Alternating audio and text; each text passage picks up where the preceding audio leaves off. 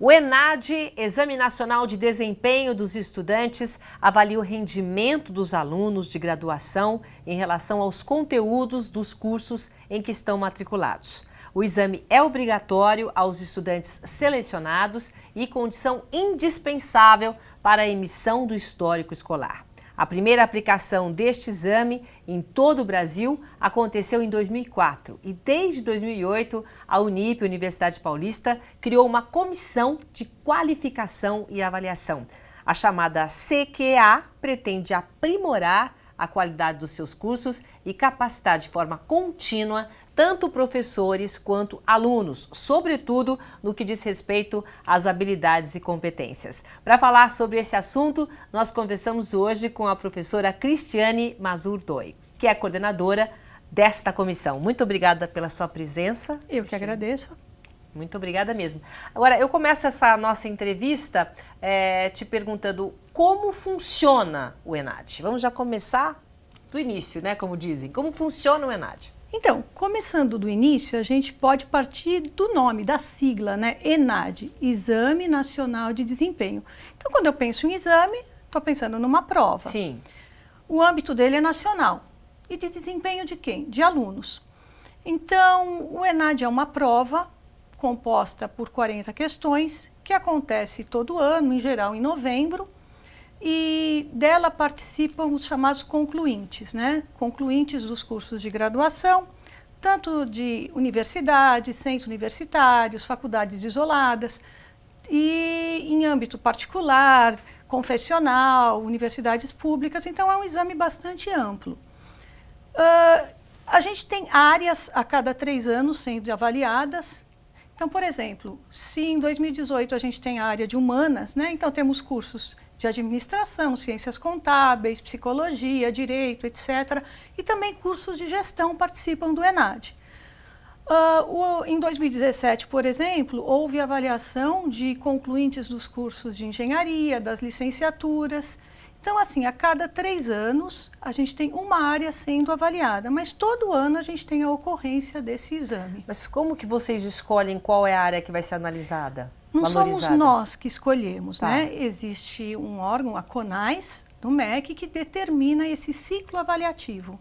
Que é importante justamente para avaliar o que foi dado na universidade, avaliar os conhecimentos, é isso? Exatamente.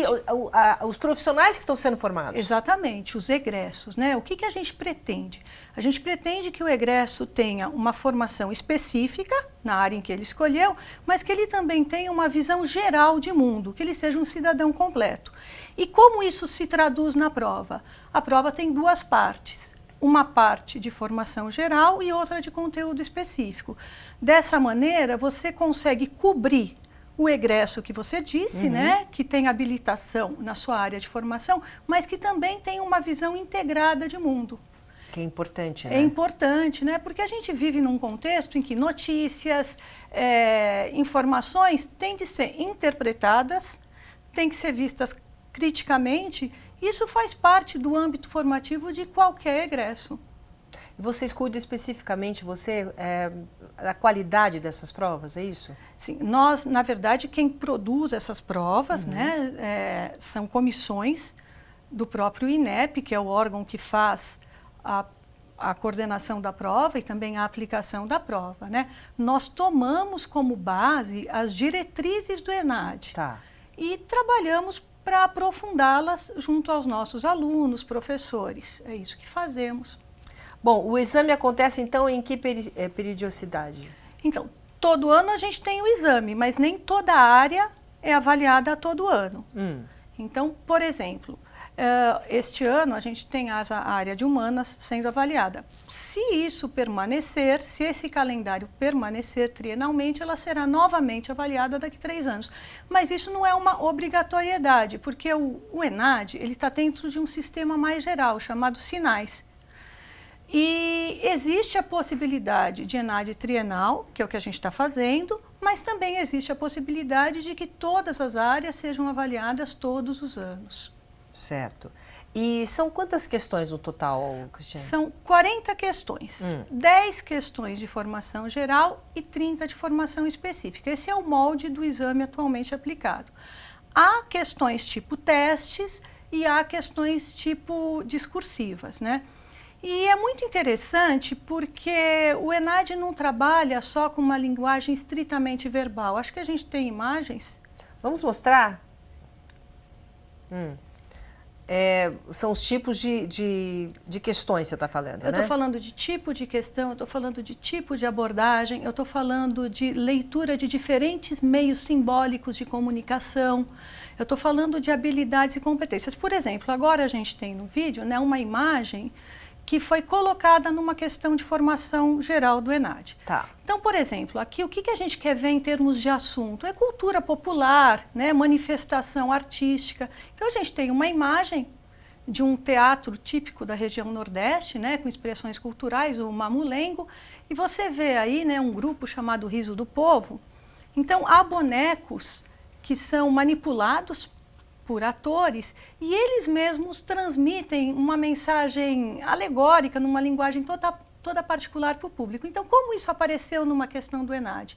Havia um texto introdutório que explicava essas características que eu acabei de falar e o aluno tinha de ter a percepção de que essas personagens, elas não eram meramente manipuladas, elas mesmas eram personagens centrais nesse aspecto comunicativo.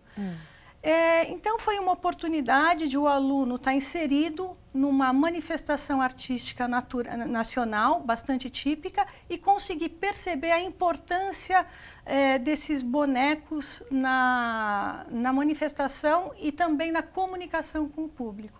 Acho que a gente tem muito interessante. Tem mais imagem? Vamos mostrando. Por exemplo, um tema de bastante relevância, né, é meio ambiente. Tá. E dentro dele a gente tem, por exemplo, o descarte de resíduos, a nossa preocupação com o descarte de plásticos, etc. E como isso se manifestou numa questão? Essa imagem fazia parte de uma questão, então a gente tem um sujeito solitário numa ilha solitária e mesmo estando na ilha, ele sonha com uma ilha ideal, né? Porque ela está bastante diferente do que a gente gostaria, né? Ela está totalmente impregnada de pneus velhos, restos plásticos, então aquele sonho está sendo destruído. É uma maneira de você sensibilizar o aluno para um problema real.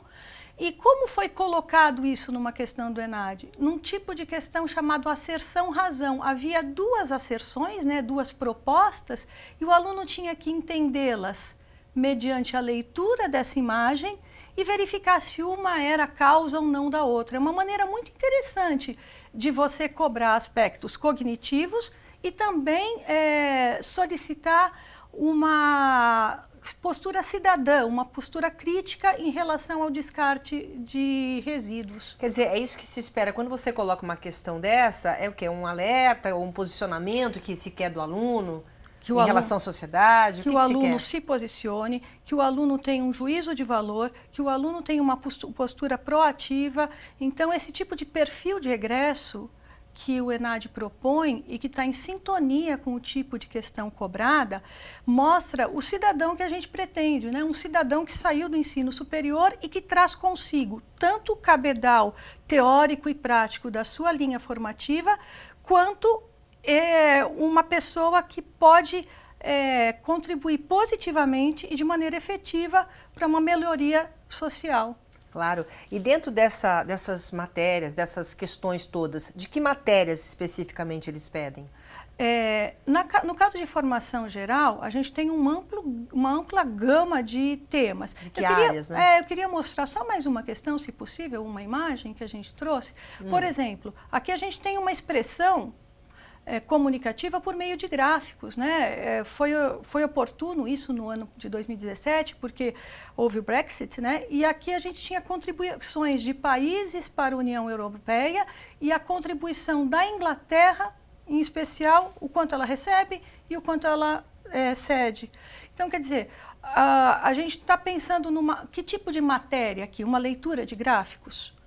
essa é uma habilidade que eu quero para que área formativa? É verdade. Para todas. Para todas, né? Então, assim, mesmo que eu seja um aluno de uma área de humanas, faz parte da minha concepção de mundo conseguir isso. Então, assim, as matérias que você colocou, por exemplo, aqui, né, a gente tem uma outra imagem bastante interessante, bem colorida, inclusive ela tem um aspecto atraente, né, pela diversidade de cores. E o que eu queria que a pessoa percebesse aqui? Eu tenho um gráfico, nesse eixo vertical eu tenho o percentual de mulheres empregadas em determinados países e na horizontal, né, eu tenho uma linha com os tempos.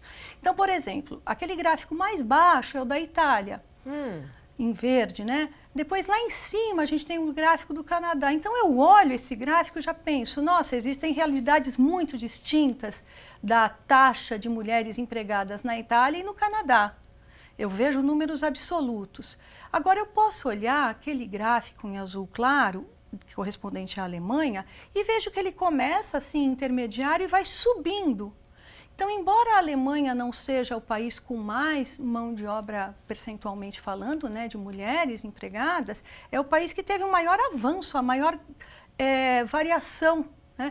Então, isso é interessante porque a gente não está olhando só valores absolutos, a gente está olhando a evolução com o tempo. É uma reflexão sobre esses países todos, né? E sobre a nossa realidade também, né? Porque também é um caminho aberto para que o aluno possa entender melhor a realidade interna. E no Brasil, como isso se processa? Também é um caminho aberto para que a gente tenha um olhar interno, né? Quer dizer, a abordagem são várias matérias, né? São questões que servem para qualquer matéria, como você falou, e sempre o objetivo dessa prova é a provocação, é instigar a reflexão. A reflexão. A palavra reflexão é muito bem colocada nessa situação, porque eu não saio de uma prova simplesmente tendo feito essa prova. Eu trago comigo uma nova preocupação de mundo. E fora isso, a parte específica me traz também uma reflexão sobre o que eu aprendi, como eu aprendi. Que eu não sei, né? Quando a gente acaba de se formar, eu acho que é natural você pensar, nossa, eu tive anos de estudo, o que será que ficou para mim? O que eu sei fazer com aquilo? E talvez um medo da prática, né? Será que eu sou capaz de aplicar? Normal, claro. É normal, isso aconteceu com todos nós. Eu acho que essa prova é uma oportunidade de você ter o seu conjunto do curso reunido e você pensar onde isso vai ser colocado. Então, a prova ela não é simplesmente uma aplicação teórica, ela tem todo esse contexto de visar a aplicação, ela faz uma retomada do seu curso, é uma grande oportunidade para o aluno. Muito bem. Temos mais uma foto? Vamos ver. Então, quem mora em São Paulo talvez já tenha visto paisagens urbanas parecidas como essa, só que num concreto puro, né? Há uns anos atrás, a gente só tinha a paisagem mais dura. E aqui eu tenho uma foto de um cimento grafitado, né? Tem uma questão quase sensorial, eu humanizo um pouco a cidade, mas há um tempo atrás, esse tipo de manifestação artística era considerada ruim, alguma coisa vândala, né? Sim. Hoje não, hoje o grafite tem um outro contexto de manifestação cultural, de amenização de um espaço mais árido. E essa foto foi usada numa questão do ENAD, numa questão discursiva, no caso também. Não, essa daqui era uma questão com afirmativas. Havia um texto que colocava essa mudança de visão sobre a manifestação cultural e o aluno era levado a refletir sobre isso. Então, é interessante porque você faz um olhar também histórico do que você considerava não arte ou até algo fora da arte e o que isso é considerado hoje. É muito interessante. Eu sou uma pessoa particularmente encantada por esse tipo de questão, porque você quebra aquele paradigma, aquela coisa dura de que um curso de graduação é algo distante de uma realidade. Não, ele tem todo o seu conceito teórico, e isso é feito, mas ele também se insere num contexto maior. Muito bem. Bom, eu preciso fazer um rápido intervalo comercial, daqui a pouco a gente continua falando de ENAD, tá? Um instante só. Até já. Universidade Paulista Unip é a preferida do mercado de trabalho. 5 anos consecutivos, ranking universitário confirma. Unip é a universidade particular preferida dos que contratam em todo o Brasil. Unip, qualidade e empregabilidade realmente comprovadas.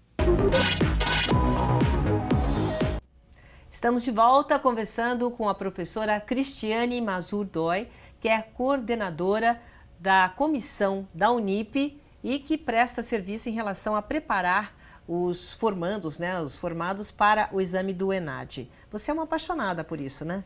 Eu sou uma apaixonada, eu sou encantada, né, pelo ENAD, por essa nova visão de curso. Na realidade, o nosso trabalho é mais de aprofundamento do que de preparo, né? O preparo vem do curso, naturalmente o curso prepara os alunos, só que a gente tem a oportunidade de usar a atualidade, usar o mundo em que o aluno vive para que ele possa aplicar o seu curso, né? A gente percebe que é uma prova em que a pessoa pode sair diferente depois de tê-la feito. E o estudo das questões que incidiram nas provas ao longo dos anos traz para a gente também um repertório muito grande de aspectos cognitivos, né? Sei lá, eu tenho que fazer com que o aluno distinga valor absoluto de valor relativo. Isso vai ser aplicado em quê? Eu estou ouvindo uma notícia e eu quero saber a taxa de mortes por 1000 habitantes nos diversos estados brasileiros. Eu posso ter taxas altas com índices absolutos mais baixos, porque eu tenho uma população menor em determinado local. Eu quero saber taxas de incidência de determinada doença. Então, eu formo um cidadão consciente. E em relação às áreas propriamente ditas, aos conteúdos específicos, também, em geral, a gente tem questões que não distanciam o aluno da sua prática. Claro. Então, a gente tem essa aproximação entre o curso e a sua realidade atual.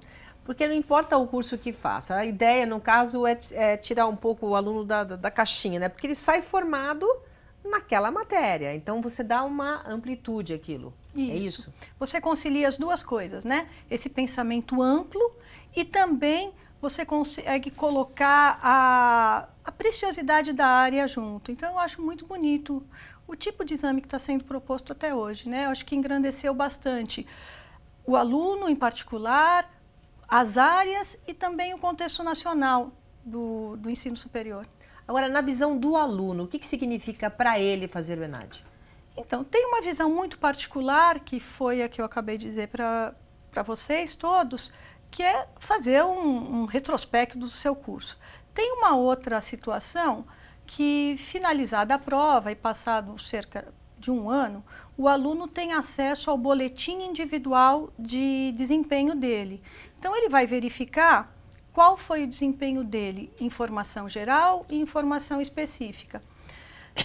Esse é um documento muito interessante, porque ele faz parte do currículo do aluno e ele pode usá-lo no ingresso de cursos de pós-graduação, ele pode usá-lo no mercado de trabalho. É um bom cartão de visita, né?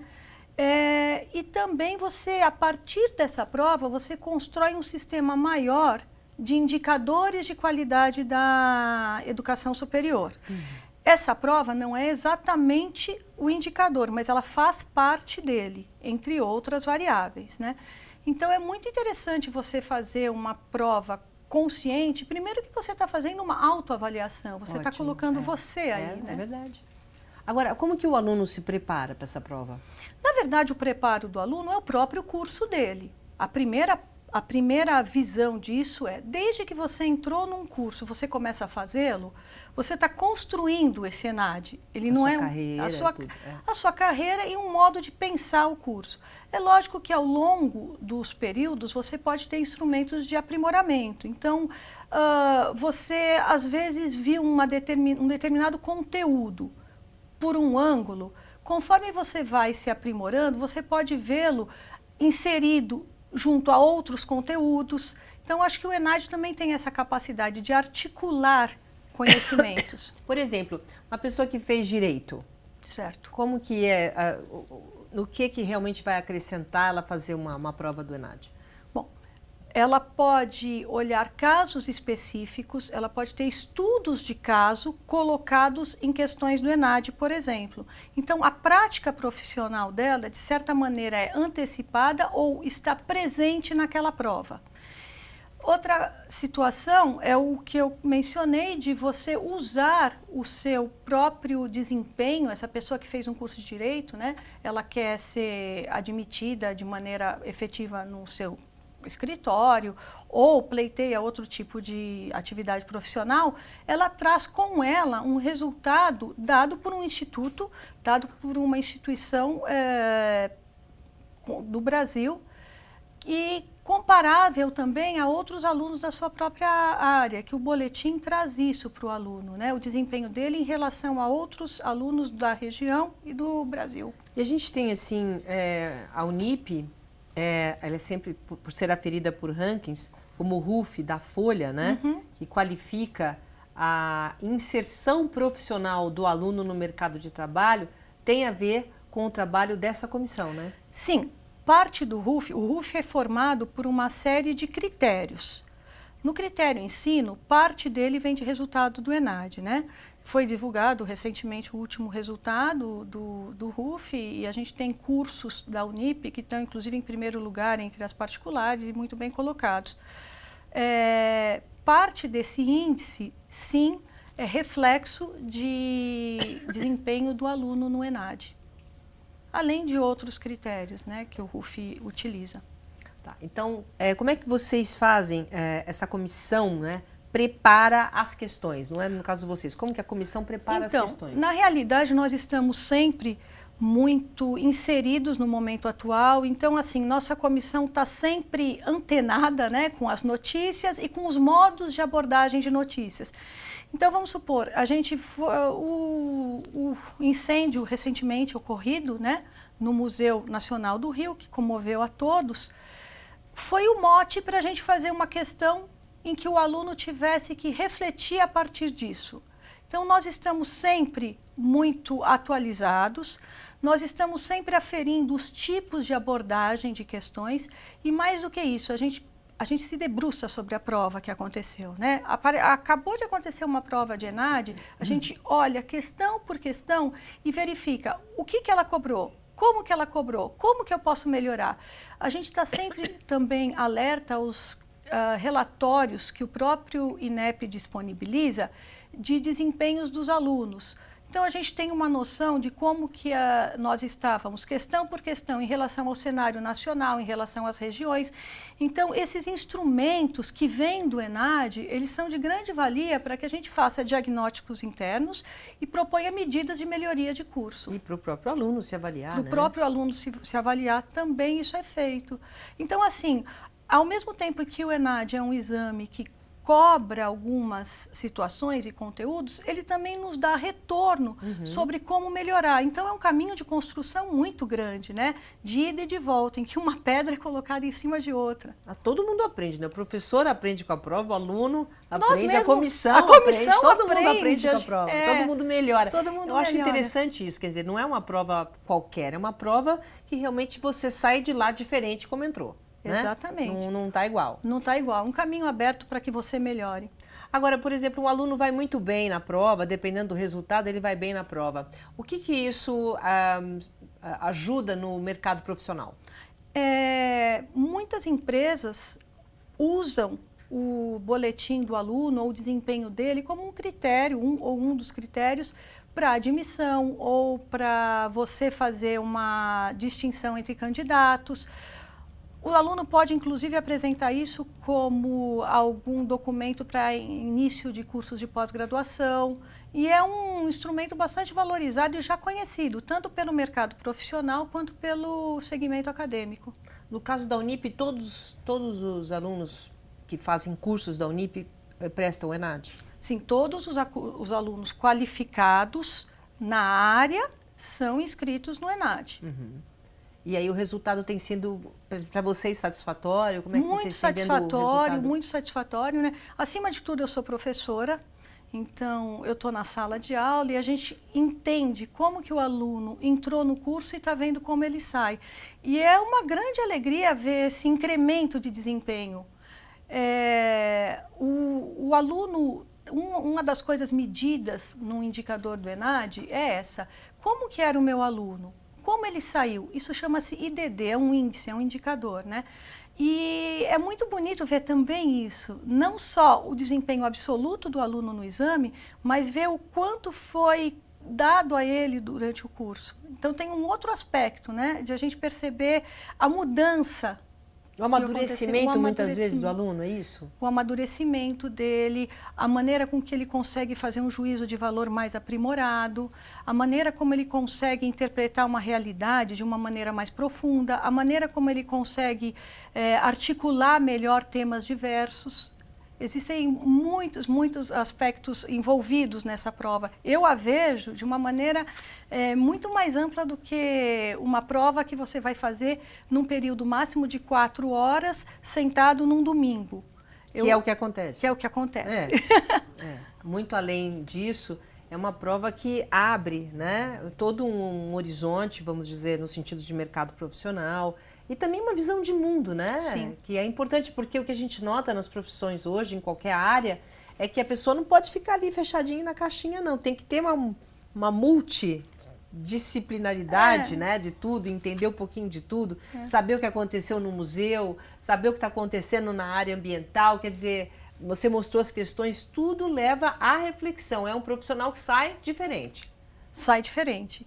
E quando você tem essa integração de temas, quando você deixa de ver a sua área isolada, quando você deixa de ver uma área simplesmente fechada em si própria, você consegue ter ambições profissionais e pessoais muito maiores do que só ser uma pessoa que se formou em um curso. Mas ainda assim isso é garantido na prova também, né? Porque você não esquece do aspecto particular daquele curso, mas não reduz o aluno só a isso. É essa a beleza dela, né? E também, né, Cristiane, a gente colocou aqui como exemplo o direito. É não ficar usando o termo mesmo bitolado só ali, né? Você poder conversar com todas as outras profissões e fazer disso uma grande parceria até para melhorar o mundo, né? Sim, é essa a intenção maior, né? No fundo, você quer um egresso que seja interventor da sua realidade. E como eu vou ser um interventor da realidade se eu tiver só um segmento dela na minha cabeça? O interventor da realidade é bonito. Bom, a gente está encerrando o programa. Tem algum recado, alguma coisa que você queira deixar aqui para as pessoas que querem fazer ou precisam, uma dica, enfim? Eu acho que uma dica é sempre você ler e interpretar a prova, ler e interpretar enunciados, ler e interpretar alternativas, né? Ler, gente, não é uma coisa chata, é uma coisa que te mostra, te faz crescer, te faz ver outras realidades. Então, assim, ler e interpretar é sempre o meu tema. E também para que seja uma oportunidade, né? Não desperdice a oportunidade de fazer essa prova. Você pode se arrepender depois de não tê-la feita bem. Isso. Muito bem. Muito obrigada, Cristiane. Eu que agradeço. Pela nossa entrevista e pelos esclarecimentos e informações para a gente, tá bom? Muito obrigada. Muito obrigada. Nossa Opinião Livre de hoje fica por aqui. Obrigada pela sua companhia. Até a próxima.